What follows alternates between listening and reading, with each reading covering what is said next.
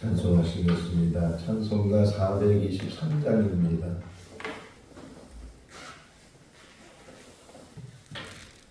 찬송가 423장. 무엇보다도 더 검은 죄로 물든 마음이 있는 보다도 이게 깨끗하게 씻겼네. 주의 보혈 흐르는데 믿고 뛰어나가 주의 은혜 내가 입어 깨끗하게 되었네. 모든 의심 걱정과 두려움이 사라져 슬픈 탄식 변하여 기쁜 찬송 되었네. 주의 보혈 흐르는데 믿고 뛰어나가 주의 은혜 내가 입어 깨끗하게 되었네. 세상 무기 영화와 즐겨하던 모든 것 주를 믿는 내게는 분토만도 못하다. 주의 보혈 흐르는데 믿고 뛰어나가 주의 은혜 내가 입어 깨끗하게 되었네. 나의 모든 보배는 저 천국에 쌓였네. 나의 평생 자랑은 주의 십자가로다. 주의 보혈 흐르는데 믿고 뛰어나가 주의 은혜 내가 입어 깨끗하게 되었네. 마가복음 3장 20절에서 35절 말씀입니다. 마가복음 3장 20절에서 35절 말씀. 집에 들어가시니 무리가 다시 모이므로 식사 겨루도 없는지라. 예수의 친족들이 듣고 그를 붙들어 나오니 이는 그가 미쳤다 하밀러라. 예루살렘에서 내려온 서기관들은 그가 바알세불이 집혔다며 또 귀신의 왕을 힘입어 귀신을 쫓아낸다 하니 예수께서 그들을 불렀다가 비유로 말씀하시되 사탄이 어찌 사탄을 쫓아낼 수 있느냐. 또 만일 나라가 스스로 분쟁하면 그 나라가 설 수 없고 만일 집이 스스로 분쟁하면 그 집이 설 수 없고 만일 사탄이 자기를 거슬러 일어나 분쟁하면 설 수 없고 망하느니라.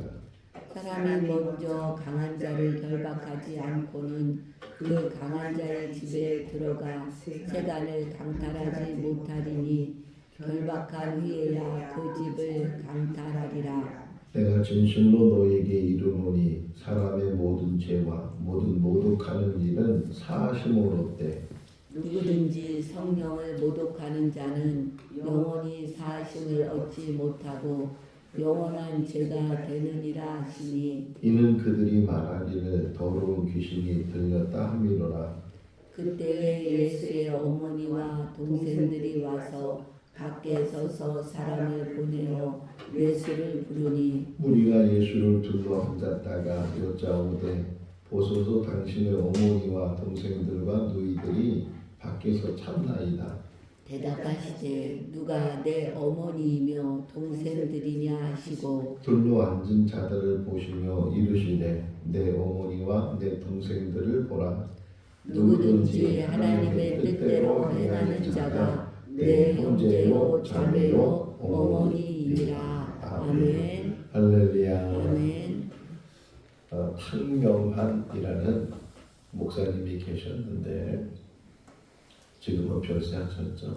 91년도에 집 앞에서 피습을 당해서 57세의 나이로 세상을 떠나셨는데 그분이 살아생전에 하신 일 중에 하나가 이단에 대해서 뭐가 이단인지 잘 모르잖아요.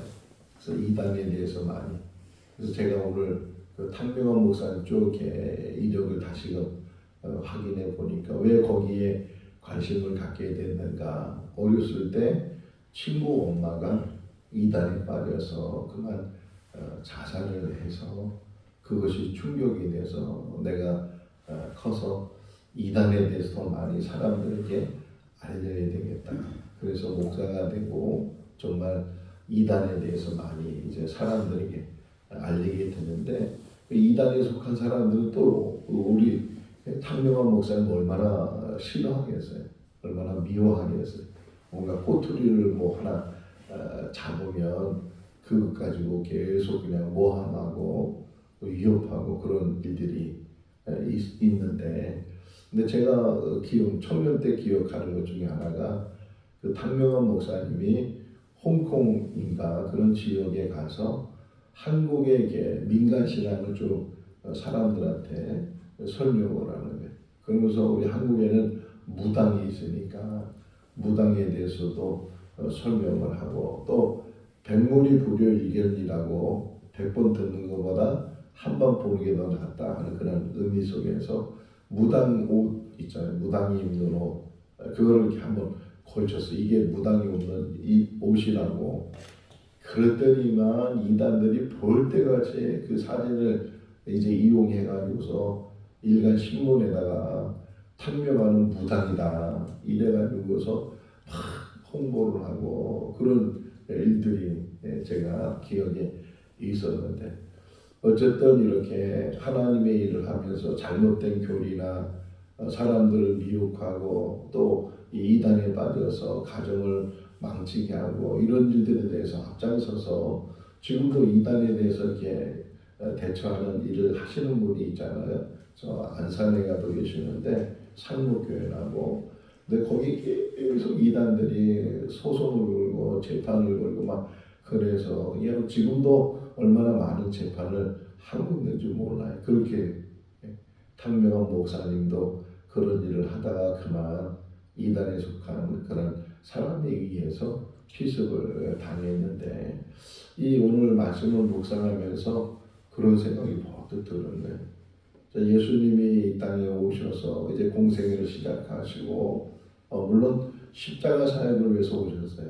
인류를 구원하시기 위해서 대속제물이 되시기 위해서 오셨는데 그 과정 속에서 이제 병든 사람들을 만나면 병자를 고쳐주시고 또 시간이 되면은 하나님 나라에 대해서 말씀을 하시고 이런 일을 하시는데 지금 그 당시에 기득권을 가지고 있는 사람들, 그러니까 제사장들이나 또는 어떤 바리새인들, 서기관들, 사두개인들 이런 여러 사람들이 자기들의 기득권의 유혹을 받는 거예요.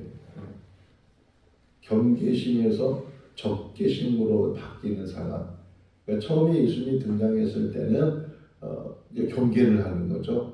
그런데 자꾸만 소문이 나고 자꾸만 사람들이 많이 따라다니고 막 메시아가 왔다는 등 이런 얘기가 막 소문이 나고 그러니까 이 종교 지도자들이 거기에 위협을 느끼게 되고 이러다가 우리 기득권을 뺏기는 것은 아닌가 그런 생각 때문에 오늘 여기 본문에 보면 22절 말씀에 예루살렘에서 예수님은 갈릴리 지역에서 지금 사역을 하고 계시는데 여기 지금 20절 시작이 집에 들어가셨다 이 말을 보면 가버나움에 계시는 것이 아닌가. 나사렛에서 가버나움으로 이사를 하셨거든요. 그 집에 들어가서 이제 그런데 얼마나 바쁘셨는지 20절 말씀에 식사할 겨를도 없이 뭐 사람들이 뭐 새벽부터 시작해서 밤늦게까지 찾아오고 그런 상황에 식사도 제대로 못하고 하는 그런 상황 속에서 이 예루살렘에서 사람들이 왔다는 게 서기관들이 와가지고서 없는 말을 만들고 유언비어 요즘 말하면 가짜 뉴스 이런 뉴스 또 우리가 이게 선거를 많이 치러봤잖아요. 선거하게 되면 네거티브를 해서 흠집을 내고 막 유언비를 만드는 그런 일들이 있는 것처럼 지금 예루살렘에 온 사람들이 예수님에 대해서 뭐라 그러면 바알세불이다 바알세불 사단이 붙잡아가지고서 사단의 일을 하고 있다고 막 예수님에 대해서 모함을 하고 그런 일들 지금 하고 있다는 게 그렇게. 근데 그것만 있는 것이 아니고 또 위에 보면 20절 21절 말씀에 보면 친지들 그러니까 예수님의 뒷부분에 형제들이 나오죠. 형제들이 나오고 해서 친지라고 하는데 뭐 어머니의 이제 이렇게 형제들이나 사촌이나 뭐 이렇게 집안 식구들 이런 사람들까지도 예수님에 대해서 뭐라고 표현되어 있어요? 미쳤다고 그렇게 표현을 다른 사람은 몰라도 가족들은 오히려 더 잘 보호를 하고 그래야 되는데 지금 가족 안에서도 이렇게 안팎으로 힘든 거죠. 밖에서는 모함을 하고 유언비어 만들고 그래가지고서 이렇게 예수님을 힘들게 할 뿐만 아니라 또 가족들도 친지들도 붙잡으려고 했다는 거예요. 여기 불러 21절 말씀에 보면 한번 읽어볼까요? 예수의 친족들이 듣고 그를 붙들러 나오니 미쳤다 하밀로라 이렇게 예수님이 근데 예수님이 미친 일을 한 것은 아니잖아요. 병자 고쳐 또 하나님 나는 하는 일이 있어서 깨닫지 못하니까 또 비유로 말씀하시니까 이해를 못하고 받아들이지 못하니까 엉뚱한 말을 한다 뭐 그런 말을 할 수 있겠죠. 어쨌든 지금 이 친지들 입장에서는 붙잡으려고 끌고 가려고 어떤 면에서는 그런 상황 속에서 또 지금 예루살렘에서 온 사람들이 막 사람들에게 유언비어를 만들어서 우리 지난번 전교 수련회 때 우리 소의기천 교수님을 통해서 샌드위치를 배웠잖아요. 지금 샌드위치 여기 지금 그 표현이에요. 지금 앞에 뒤에는 예수님의 가족이나 친지들이 지금 이렇게 관계하는 이야기가 나오고 그 중간에 쭉 껴놔서 예루살렘에서 사람들이 와가지고서 예수님을 모함하고 그런다 하는 것을 지금 표현을 하고 있어요. 그러니까 예수님께서 비유적으로 또 말씀하셨다. 비유적으로 만일 사단이 사단을 치며 그게 되겠는가 마땅한가 같은 편끼리 싸우는 것이 마땅하겠느냐 뭐 이렇게 말씀하시면서 지금 강한 자를 붙들어야 그 강한 자에 의해서 그 모든 밑에 있는 자들이 다 무너지게 될 텐데 어째 내가 그냥 밑에 있는 사람들을 내가 다루겠느냐 뭐 이런 표현들이에요. 그러면서 하시는 얘기가 예수님 뭐라 중요한 말을 했죠. 혹이나 사람이 죄를 져도 그 죄들은 다 사함을 받을 수 있는데 그런데 만약에 성령을 모독하는 죄, 성령을 회방하는 죄 이거는 사함을 받을 수 없다. 왜냐하면 성령을 통해서 우리가 깨닫게 되고 성령을 통해서 죄인 것을 알게 되면서 고백하게 되고 그러는데 이 성령을 회방하게 되면 성령이 사는 일들에서 깨닫지 못하고 받아들이지 못하면 어디서 해결할까? 한번 읽어볼까요? 29절 말씀. 누구든지 성령을 모독하는 자는 영원히 사함을 얻지 못하고 영원한 죄가 되느니라 하시니라. 죄를 짓지 말아야 되는데 혹이나 죄를 짓는다 할지라도 그 죄를 사함받을 수 있어야 되는데 만약 성령에 대해서 거부하고 거역하고 오히려 더 나아가서는 회방하고 그러면 어디서 죄사함을 받겠느냐. 모르는 것은 뭐 몰라서 죄가 된다고 할 수 있지만 그러나 알면서도 깨달으면서도 그것을 받아들이지 못하면 그러면 어떻게 해결될 수 있겠느냐. 그런데도 그 악함이라는 게 얼마나 무서운지 그 다음 절에 보면 30절 말씀에 보게 되면 그럼에도 불구하고 그 사람들이 계속 예수님에 대해서 귀신 들렸다고, 더러운 귀신이 들렸다고 모함하게 되고, 이렇게 거짓 없는 말들을 퍼뜨려서 사람이 같은 말 계속 듣다 보면 거짓말도 진짜로 들릴 수 있잖아요. 선입견을 갖게 되고 그런 일들. 우리들도 생활하면서 누가 아무개가 어떻고 막 그러면은 이거 거짓말인데 그러면서도 또 그게 이게 생각 속에 담겨 있어서 그 사람을 보면은 그 들은 말이 자꾸만 기억이 나고 그런 게 혹시 그런가 이래가지고서 이게 오해하게 되고 다른 어떤 선입견을 갖게 되고 그런 일들이 있는데 지금 계속 그런다는 거예요. 거짓 소문을 내고 유언비어를 만들어서 이렇게 하면서 저 귀신 들렸다고 귀신 들려서 저렇게 하고 있다고 막 이 얘기를 하니까 사람들에게 지금 혼동을 갖게 하고 막 그래서 어떤 면에서 정말 그런가 안 그런가 막 이렇게 갈등하게 하는 그런 일들을 지금 이 사람들이 하고 있고 어쨌든 예수님에서 흠잡으려고 뭔가 꼬투리를 잡고 그래서 그걸 빌미로 해서 붙잡아가든지 심지어는 우리 봤잖아요. 죽이려고 했다고 바리새인과 헤롯 땅이 도모를 해서 그래서 공모를 해서 죽이려고 하는 그런 계획도 가지고 있는 그런 부분들을 보면 지금 예수님의 그 활동 범위가 점점 지금 좁혀져 가고 있고 이게 마음 놓고 할 수 있는 그런 사람이 아니고 하나님을 믿는다고 하는 사람들이 오히려 하나님의 일을 하는 예수에 대해서 대적하게 되고 모함하게 되고 심지어는 붙들려서 죽게 하잖아요. 십자가에 죽게 하는 그런 일들을 하고 있다. 어떤 면에서는 자신을 하나님의 일을 하고 있다고 생각하는 바로 바울이 그렇잖아요. 바울이 사울이 그렇게 열성적으로 기독교인을 핍박한 이유는 자기가 그것이 하나님의 일을 하고 있다고.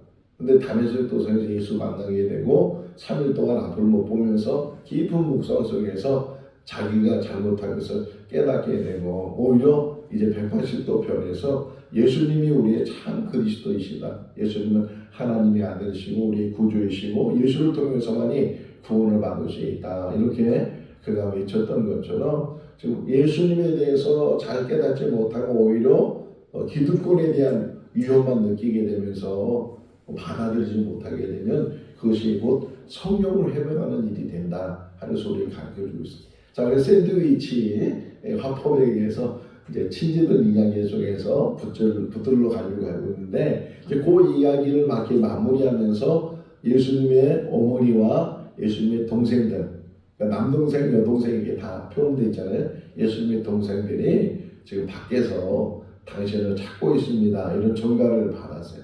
그랬을 때 그것 가지고도 예수님께서 말씀하시기를 누가 내 어머니고 누가 내 동생들이냐.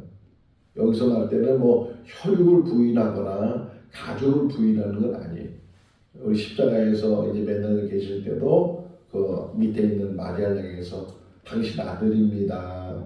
그리고 자기 제자에게 너희 어머니다. 내가 혹 죽어도 네가 그 마리아를 잘 모셔라. 그 성경에 보면 그때부터 요한이 마리아를 모셨다 이렇게 표현되어 있는 것처럼 가족에 대한 부인하거나 어머니나 형제들에 대한 부인이 아니고 정말 하나님의 일을 하는 데 있어서 우리가 누가 형제고 누가 자매고 누가 어머니냐. 그래서 표현하죠. 35절 읽어볼까요?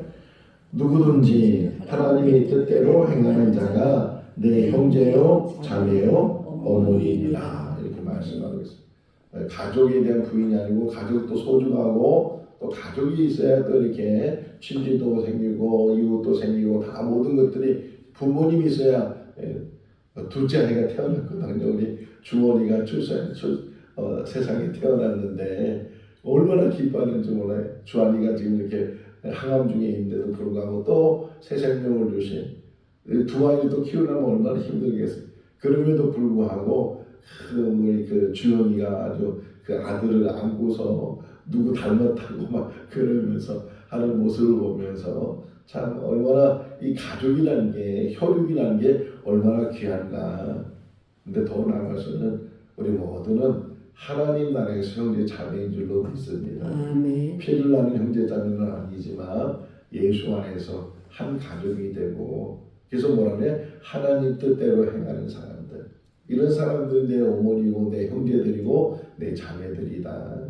우리가 천국 가게 되면 다 그때는 정말 혈육이 아니고 하나님 믿는 그 믿음 안에서 우리가 다 형제 자매가 되고 거기서 영원히 함께 가족으로 살게 될 줄로 믿습니다. 이 땅에 사는 날 동안 물론 죄 안 짓고 살면 그보다 더 좋은 일이 없을 텐데 혹이나 우리가 실수를 할 때도 있고 또 알면서도 짓는 죄들도 있고 우리 연약함 때문에 늘 넘어지기도 하지만 그때마다 우리는 십자가 바라보고 예수님이 흘리신 그 보혈의 의미를 깨달아서 오늘 찬송가 423장 부르는 것도 마찬가지예요.